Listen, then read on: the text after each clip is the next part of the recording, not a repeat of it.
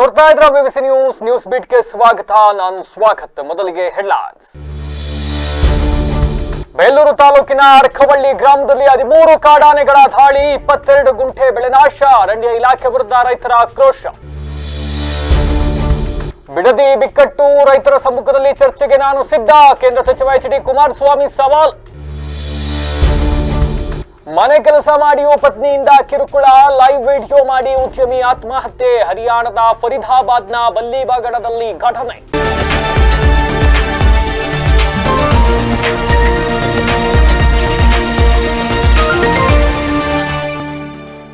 ವಾರ್ತೆಗಳ ವಿವರ. ಬೇಲೂರು ತಾಲೂಕಿನ ಬಿಕ್ಕೋಡು ಹೋಬಳಿಯ ಅರಕವಳ್ಳಿ ಗ್ರಾಮದಲ್ಲಿ ಕಾಡಾನೆಗಳ ಹಿಂಡು ಅಟ್ಟಹಾಸವನ್ನ ಮೆರೆದಿರ್ತಕ್ಕಂಥದ್ದು. ರೈತರೊಬ್ಬರ ತೋಟದ ಬೆಳೆಯನ್ನ ಸಂಪೂರ್ಣವಾಗಿ ನಾಶ ಮಾಡಿರ್ತಕ್ಕಂಥ ಕಾಡಾನೆಗಳ ಹಿಂಡು ಘಟನೆಯ ನಂತರವೂ ಕೂಡ ಅರಣ್ಯ ಇಲಾಖೆ ಅಧಿಕಾರಿಗಳು ಸ್ಥಳಕ್ಕೆ ಭೇಟಿ ನೀಡದಿರತಕ್ಕಂಥದ್ದು ಇದು ಗ್ರಾಮಸ್ಥರ ಆಕ್ರೋಶಕ್ಕೆ ಕಾರಣವಾಗಿದೆ. ಅರಕವಳ್ಳಿ ಗ್ರಾಮದ ತಮ್ಮಣ್ಣಗೌಡ ಅವರಿಗೆ ಸೇರಿದ ತೋಟಕ್ಕೆ ಭಾನುವಾರ ರಾತ್ರಿ 13 ಕಾಡಾನೆಗಳ ಹಿಂಡು ಏಕಾಏಕಿ ನುಗ್ಗಿದೆ. ಆನೆಗಳ ದಾಂಧಲೆಯಿಂದಾಗಿ ಸುಮಾರು 22 ಗುಂಟೆ ಜಮೀನಿನಲ್ಲಿ ಬೆಳೆದಿದ್ದ ಬೆಳೆ ಸಂಪೂರ್ಣವಾಗಿ ಹಾಳಾಗಿದೆ. ಸುಮಾರು 50ರಿಂದ 70 ಗಿಡಗಳು ಸಂಪೂರ್ಣವಾಗಿ ನಾಶವಾಗಿದ್ದು, ರೈತರಿಗೆ ಲಕ್ಷಾಂತರ ರೂಪಾಯಿ ನಷ್ಟ ಉಂಟಾಗಿದೆ ಎಂದು ಅಂದಾಜಿಸಲಾಗಿದೆ. ಎಷ್ಟೊಂದು ಭೀಕರ ಪ್ರಮಾಣದಲ್ಲಿ ಬೆಳೆ ನಷ್ಟ ಸಂಭವಿಸಿದ್ದರೂ ಅರಣ್ಯ ಇಲಾಖೆ ಅಧಿಕಾರಿಗಳು ಇದುವರೆಗೆ ಸ್ಥಳಕ್ಕೆ ಭೇಟಿ ನೀಡಿ ಪರಿಶೀಲನೆ ನಡೆಸಿಲ್ಲ ಎಂದು ಗ್ರಾಮಸ್ಥರು ತೀವ್ರ ಅಸಮಾಧಾನ ವ್ಯಕ್ತಪಡಿಸಿದ್ದಾರೆ. ಹಾಗೂ ತಕ್ಷಣ ಸ್ಥಳಕ್ಕೆ ಭೇಟಿ ನೀಡಿ ಹಾನಿ ಪರಿಶೀಲನೆ ನಡೆಸಿ ಸೂಕ್ತ ಪರಿಹಾರ ಧನವನ್ನು ಬಿಡುಗಡೆ ಮಾಡಬೇಕು. ಜೊತೆಗೆ ಕಾಡಾನೆಗಳು ಗ್ರಾಮದೊಳಗೆ ನುಗ್ಗದಂತೆ ತಡೆಯಲು ಶಾಶ್ವತ ಕ್ರಮಗಳನ್ನು ಕೈಗೊಳ್ಳಬೇಕು ಎಂದು ರೈತರು ಒತ್ತಾಯಿಸಿದ್ದಾರೆ. ಬಿಕ್ಕೋಡು ಹೋಬಳಿ ಅಕ್ರಾಳಿ ಗ್ರಾಮ ತಮ್ಮಣ್ಣಗೌಡ ಇಲ್ಲಿ ಜೀವನ ಮಾಡಬೇಕಾದ್ರೆ ಭಾರಿ ಕಷ್ಟಕ್ಕೆ ಬಂದೋಗೈತೆ. ಆಗಲೂ ಅನ್ನಂಗಿಲ್ಲ, ರಾತ್ರಿ ಅನ್ನಂಗಿಲ್ಲ, ತಿರ್ಗಾದೆ ಆನೆ. ಒಂಟಿ ಆಗಲಿ 3 ಆಗಲಿ 4 ಆಗಲಿ ತಿರ್ಗ್ತಾ ಇರೋದೆ. ಒಟ್ಟು ನಮ್ಮ ತೋಟಕ್ಕೆ ಬಂದು 13 ಆನೆ, ಮರಿ 2, ದೊಡ್ಡ ಇನ್ನು ಬಾಕಿವು. ಬಿಡದಿ ಟೌನ್ಶಿಪ್ ಯೋಜನೆಗೆ ಸಂಬಂಧಿಸಿದಂತೆ ರೈತರ ಸಮಸ್ಯೆಗಳ ಬಗ್ಗೆ ಚರ್ಚಿಸಲು ನಾನು ಇಂದಿಗೂ ಕೂಡ ಸಿದ್ಧನಿದ್ದೇನೆ. ಆದರೆ ಚರ್ಚೆ ವಿಧಾನಸೌಧದ 4 ಗೋಡೆಗಳ ನಡುವೆ ನಡೀಬಾರದು, ಬದಲಾಗಿ ರೈತರ ಸಮ್ಮುಖದಲ್ಲೇ ನಡೀಬೇಕು ಅಂತ ಕೇಂದ್ರ ಸಚಿವ ಎಚ್ ಡಿ ಕುಮಾರಸ್ವಾಮಿ ಅವರು ರಾಜ್ಯ ಸರ್ಕಾರಕ್ಕೆ ಮತ್ತೊಮ್ಮೆ ಸವಾಲನ್ನ ಹಾಕಿರ್ತಕ್ಕಂಥದ್ದು.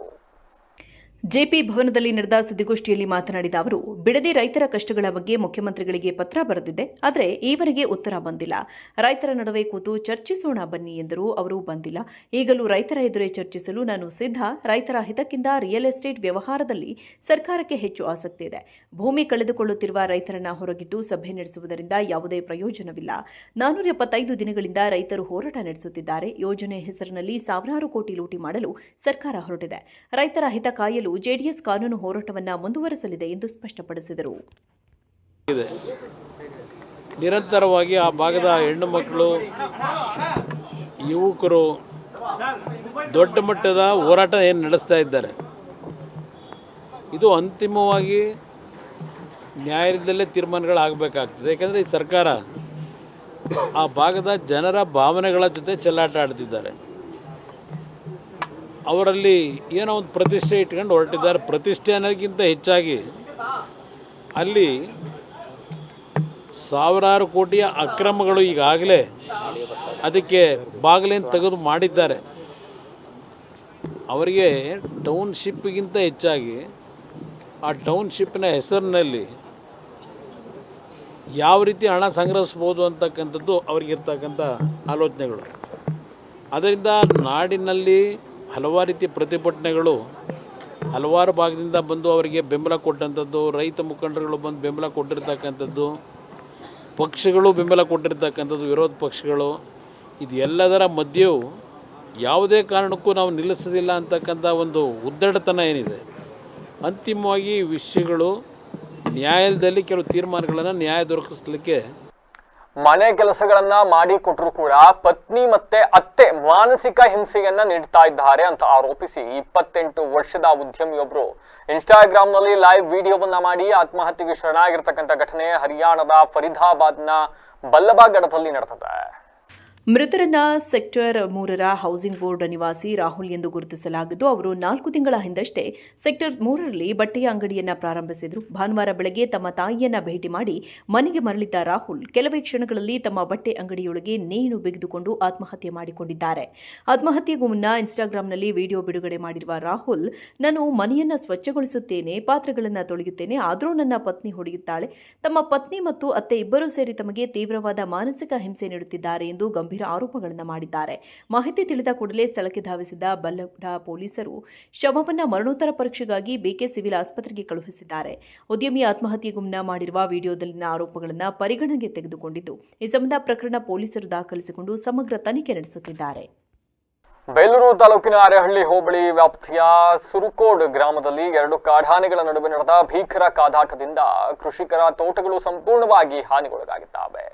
ಇತ್ತೀಚಿನ ದಿನಗಳಲ್ಲಿ ಬೇಲೂರು ತಾಲೂಕಿನ ಅರೆಹಳ್ಳಿ ಹಾಗೂ ಬಿಕ್ಕೋಡು ಸುತ್ತಮುತ್ತ ಕಾಡಾನೆಗಳ ಹಾವಳಿ ವಿಪರೀತವಾಗಿದೆ. ಇತ್ತೀಚೆಗೆ ಸುರುಕೋಡು ಹಾಗೂ ಅರಕವಳ್ಳಿ ಗ್ರಾಮಗಳತ್ತ ಸುಮಾರು 20ಕ್ಕೂ ಹೆಚ್ಚು ಆನೆಗಳ ಹಿಂಡು ನುಗ್ಗಿದೆ. ಇದೇ ವೇಳೆ ಸುರುಕೋಡು ಗ್ರಾಮದ ಅಣ್ಣಪ್ಪ ಶೆಟ್ರು ಮತ್ತು ಉಮಾ ಅವರ ಜಮೀನಿನಲ್ಲಿ 2 ಆನೆಗಳು ಪರಸ್ಪರ ಕಾದಾಟ ನಡೆಸಿವೆ.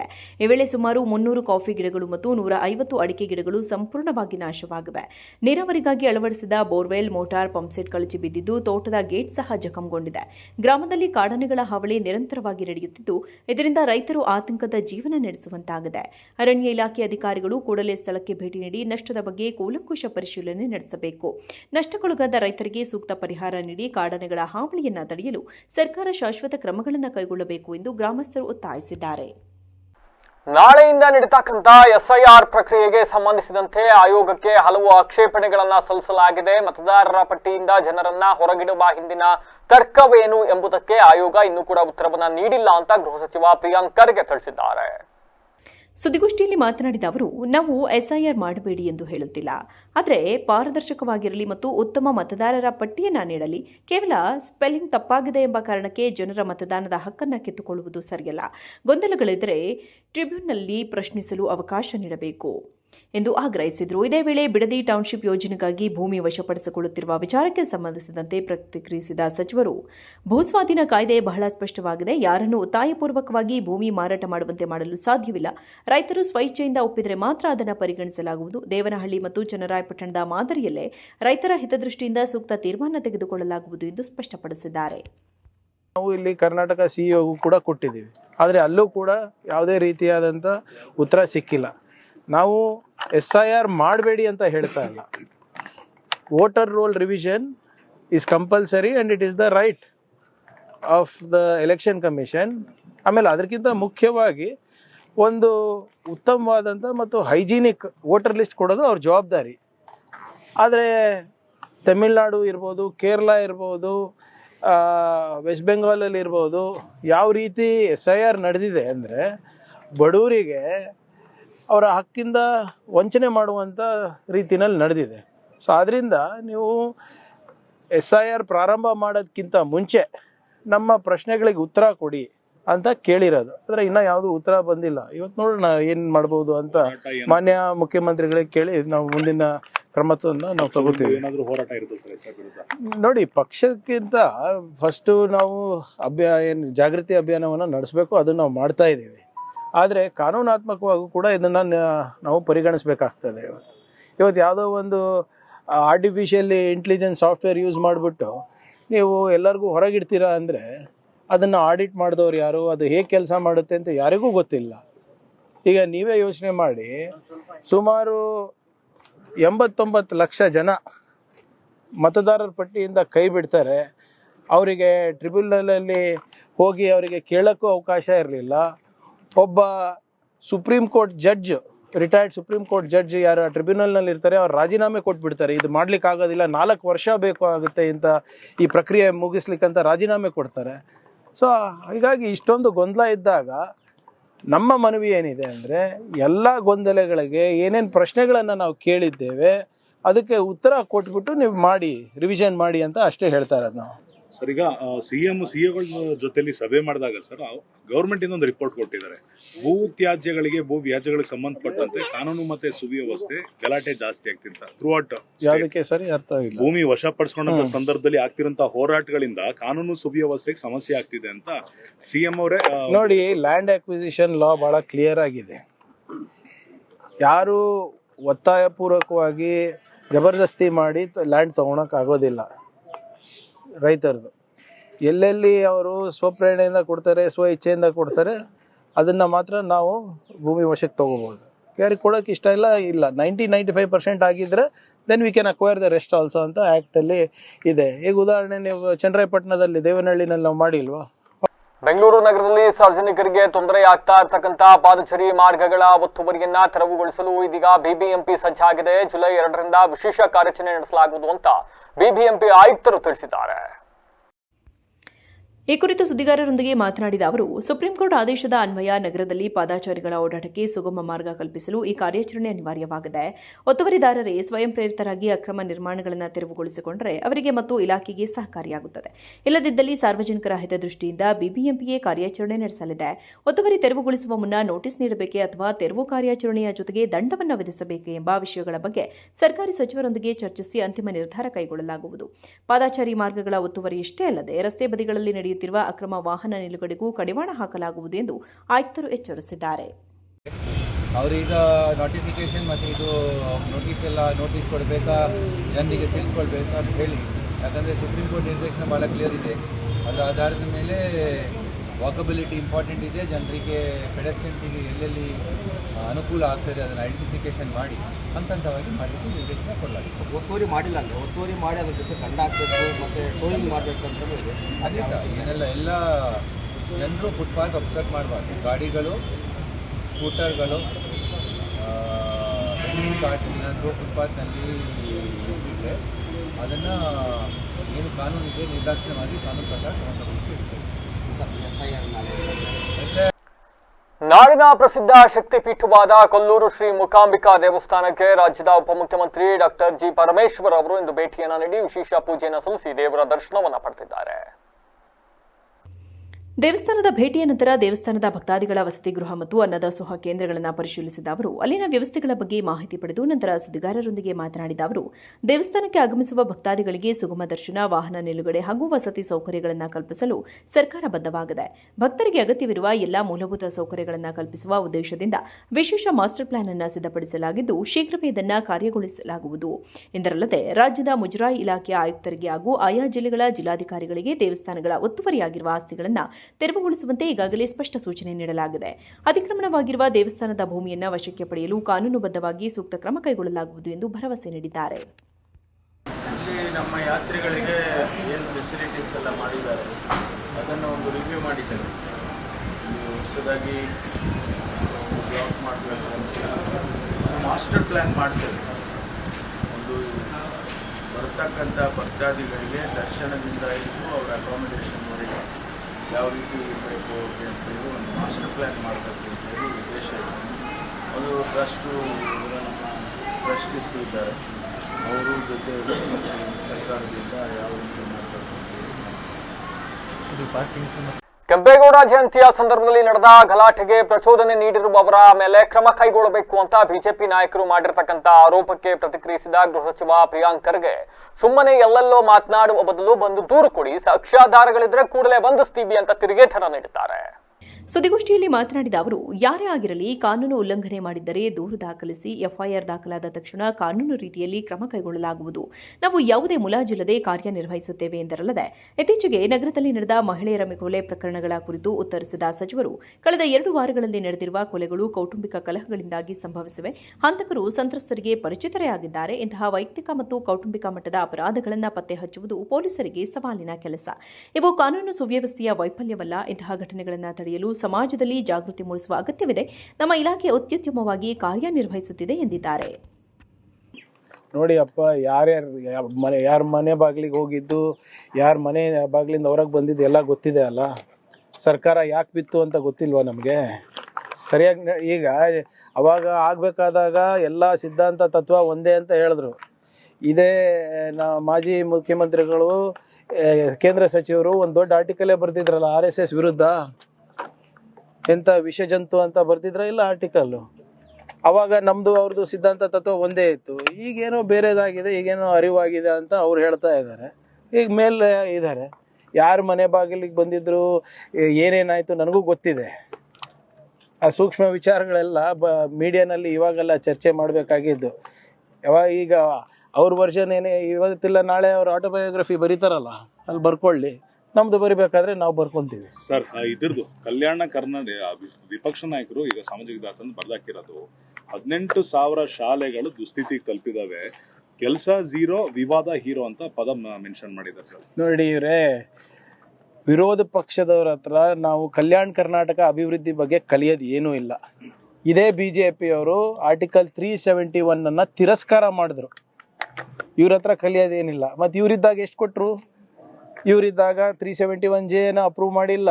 ಇವರಿದ್ದಾಗ RSS ಅವರ ಒಂದು ಮಾನವ ಸಂಪನ್ಮೂಲ ಸಂಸ್ಥೆ ಮಾಡಿಬಿಟ್ಟು 200-300 ಕೋಟಿಗೆ ಲೂಟಿ ಹೊಡಿಲಿಕ್ಕೆ ಅವಕಾಶ ಮಾಡಿಕೊಟ್ಟಿದ್ರು KKRDB ಹಣದಿಂದ. ಇವ್ರು ಎಷ್ಟು 1,000 ಕೋಟಿನೂ ಕೊಟ್ಟಿಲ್ಲ. ಇವತ್ತು 5,000 ಕೋಟಿ ರೂಪಾಯಿಯನ್ನು ನಾವು ಕೊಟ್ಟಿದ್ದೇವೆ. ಇವತ್ತು ಅಕ್ಷರ ಆವಿಷ್ಕಾರ ಅಂದ್ಬಿಟ್ಟು ಹೊಸ ಯೋಜನೆಯನ್ನು ಬರೀ ಎಜುಕೇಷನಿಗೆ ಮಾಡ್ತಾ ಇದ್ದೀವಿ. ಇಲ್ಲಿ ಬೆಂಗಳೂರಿನಲ್ಲಿ ಕೂತ್ಕೊಂಡು ಇವರು ನಮ್ಮ ಭಾಗದ ಬಗ್ಗೆ ಮಾತಾಡ್ತಾರಲ್ಲ, ಇವರಿದ್ದಾಗ ಏನು ಮಾಡಿದ್ರು ಅಂತ ಹೇಳಿಬಿಡ್ಲಿ. ನಾನು 5 ಮುಖ್ಯಮಂತ್ರಿಗಳು ಕೊಟ್ರಲ್ಲಪ್ಪ BJP ಅವರು. ಏನೇನು ಮಾಡಿದ್ದೀರಾ ನೀವು ಹೇಳಿಬಿಡಿ. ಒಂದು ESIC ಹಾಸ್ಪಿಟಲ್ ಕಟ್ಟಿಸಿದ್ರಾ, ಜಯದೇವ ಕಟ್ಟಿಸಿದ್ರಾ, ಕಿದ್ವಾಯ್ ಕಟ್ಟಿಸಿದ್ರಾ, ಏರ್ಪೋರ್ಟ್ ಕಟ್ಟಿಸಿದ್ರಾ, ರೈಲ್ವೆ ಸ್ಟೇಷನ್ ಕಟ್ಟಿಸಿದ್ರಾ, ಡ್ಯಾಮ್ ಕಟ್ಟಿಸಿದ್ರಾ? ಕೊಡಿ, ಲೆಕ್ಕ ಕೊಡಲಿ. ಇವತ್ತು ನಾನು ಏನೇನು ಹೇಳಿದ್ದೀನಿ ಅವೆಲ್ಲನೂ ಮಾಡಿದ್ದು ನಾವೇ.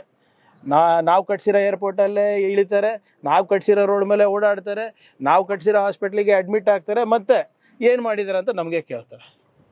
ಇವರೆಲ್ಲ ಎಲ್ಲಿ ಕರೋನಾ ಸಂದರ್ಭದಲ್ಲಿ ಯಾವ್ಯಾವ ಹಾಸ್ಪಿಟ್ಲ್ ಹೋಗಿದ್ರು ಈ BJP ನಾಯಕರು, ಸಪೋರ್ಟರ್ಸು ಎಲ್ಲ ನಾವು ಕಟ್ಸಿದ್ದೆ ಅಲ್ವಾ? ದೇಶವನ್ನ ಸಂಪೂರ್ಣ ಪೋಲಿಯೋ ಮುಕ್ತವನ್ನಾಗಿಡಲು ಸರ್ಕಾರ, ಸಾರ್ವಜನಿಕರು, ಕಾಫಿ ತೋಟದ ಮಾಲೀಕರು, ಆರೋಗ್ಯ ಸಿಬ್ಬಂದಿ ಹಾಗೂ ವಿವಿಧ ಸಂಘ ಸಂಸ್ಥೆಗಳು ಒಗ್ಗೂಡಿ ಕೆಲಸವನ್ನ ಮಾಡಬೇಕು ಅಂತ ಶಾಸಕ ಸಿಮೆಂಟ್ ಮಂಜು ತಿಳಿಸಿದ್ದಾರೆ. ಪಟ್ಟಣದ ಕ್ರಾಫರ್ಡ್ ಆಸ್ಪತ್ರೆಯ ಆವರಣದಲ್ಲಿ ಆಯೋಜಿಸಲಾಗಿದ್ದ ರಾಷ್ಟ್ರೀಯ ಪಲ್ಸ್ ಪೋಲಿಯೋ ಲಸಿಕಾ ಅಭಿಯಾನಕ್ಕೆ ಚಾಲನೆ ನೀಡಿ ಮಾತನಾಡಿದ ಅವರು, ಮಲೆನಾಡು ಭಾಗದ ಕಾಫಿ ತೋಟಗಳಲ್ಲಿ ಸಾವಿರಾರು ವಲಸೆ ಕಾರ್ಮಿಕರು ದುಡಿಯುತ್ತಿದ್ದಾರೆ. ಈ ಕಾರ್ಮಿಕರ ಮಕ್ಕಳು ಸೇರಿದಂತೆ 5 ವರ್ಷದೊಳಗಿನ ಯಾವುದೇ ಮಗು ಲಸಿಕೆಯಿಂದ ವಂಚಿತವಾಗದಂತೆ ತೋಟದ ಮಾಲೀಕರು ವಿಶೇಷ ಕಾಳಜಿ ವಹಿಸಬೇಕು.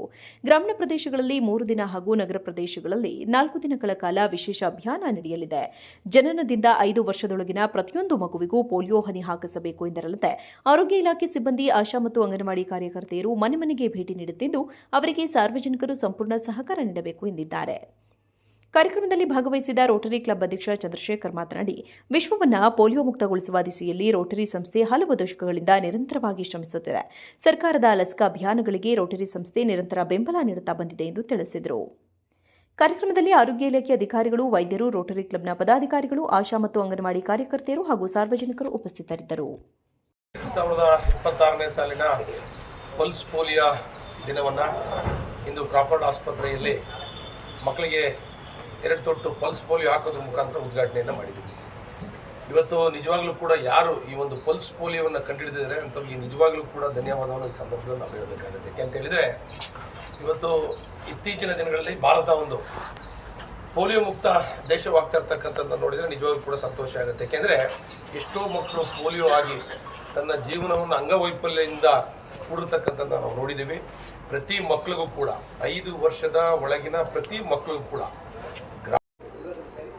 ಏನು ಇವತ್ತಿನ ದಿನ 2026 ಇಸ್ವಿನಲ್ಲಿ ಪಲ್ಸ್ ಪೋಲಿಯೋ ಕಾರ್ಯಕ್ರಮ ನಡೀತಾ ಇದೆ. ಇದು ಸರ್ಕಾರದ ಕಾರ್ಯಕ್ರಮ. ಆದರೂ ಜೊತೆಗೆ ನಮ್ಮ ರೋಟರಿ ಸಂಸ್ಥೆ ತುಂಬ ಹಲವಾರು ವರ್ಷಗಳನ್ನ ಏನು ರೋಟರಿ ಸಂಸ್ಥೆ ನಡೆಸ್ಕೊಬರ್ತಾ ಇದೆ. ಇದು ಪಲ್ಸ್ ಪೋಲಿಯೋ ಏನು ನಿರ್ಮೂಲನೆ ಕಾರ್ಯಕ್ರಮದಲ್ಲಿ ಪೋಲಿಯೋ ನಿರ್ಮೂಲನೆ ಮಾಡುವಲ್ಲಿ ಪ್ರಮುಖ ಪಾತ್ರವನ್ನು ರೋಟರಿ ಸಂಸ್ಥೆ ವಹಿಸಿದೆ. ರೋಟರಿ ಸಂಸ್ಥೆ ಸಹಭಾಗಿತ್ವದಲ್ಲಿ ಎಲ್ಲ ಆಸ್ಪತ್ರೆಗಳಲ್ಲಿ, ಎಲ್ಲ ಬೂತ್ಗಳಲ್ಲಿ ಪಲ್ಸ್ ಪೋಲಿಯೋ ಹಣ್ಣಿನ ಹಾಕುವ ಮೂಲಕ ನಾವು ರೋಟರಿಯವರು ಸಹಕರಿಸ್ತಾ ಇದ್ದೀವಿ. ಅದೇ ರೀತಿ ಇವತ್ತು ಏನು ರಸ್ತೆ ಸುರಕ್ಷತೆಯ ವಿಚಾರದಲ್ಲಿ ಸಿಲಿಕಾನ್ ಸಿಟಿ ಬೆಂಗಳೂರು ಮತ್ತೊಮ್ಮೆ ಆತಂಕಕಾರಿ ದಾಖಲೆಯನ್ನ ಬರೆದಿದೆ.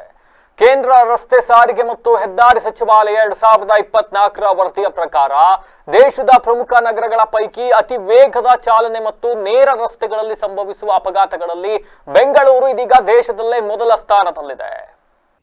ಕಳೆದ ವರ್ಷ ನಗರದಲ್ಲಿ ಒಟ್ಟು 4769 ರಸ್ತೆ ಅಪಘಾತಗಳು ಸಂಭವಿಸಿದ್ದು 894 ಜನರು ಪ್ರಾಣ ಕಳೆದುಕೊಂಡಿದ್ದಾರೆ. ಸಾಮಾನ್ಯವಾಗಿ ತಿರುವು ಅಥವಾ ಕೆಟ್ಟ ರಸ್ತೆಗಳಲ್ಲಿ ಅಪಘಾತಗಳು ಹೆಚ್ಚಾಗುತ್ತವೆ ಎಂಬುದು ಸಾಮಾನ್ಯ ಅಭಿಪ್ರಾಯ.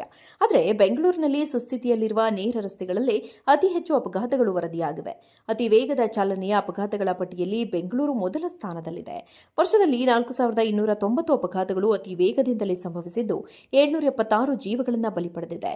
ಅಪಘಾತಗಳಲ್ಲಿ ದ್ವಿಚಕ್ರ ವಾಹನ ಸವಾರರೇ ಹೆಚ್ಚಿನ ಸಂಖ್ಯೆಯಲ್ಲಿ ಮೃತಪಟ್ಟಿದ್ದಾರೆ. 2175 ಬೈಕ್ ಅಪಘಾತಗಳು ಸಂಭವಿಸಿದ್ದು 467 ಸವಾರರು ಸಾವನ್ನಪ್ಪಿದ್ದಾರೆ.